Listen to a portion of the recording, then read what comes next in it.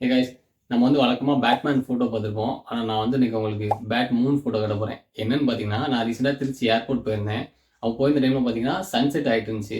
Same time இந்த பக்கம் பார்த்தீங்கன்னா, நிலா வந்து ரைஸ் ஆயிட்டு இருந்துச்சு. அந்த டைம்ல இந்த வவ்வால்லாம் நெறைய இரை தேடி கிளம்பிட்டு இருந்துச்சு. ஸோ அந்த வானத்தில பார்க்கவே சூப்பரா இருந்துச்சு அந்த சீனே பார்க்கறதுக்கு.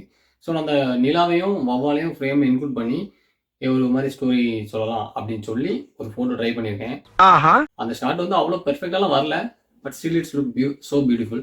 ஸோ நீங்களும் பார்த்துட்டு எப்படி இருக்குன்னு சொல்லி கமெண்ட் பண்ணுங்க.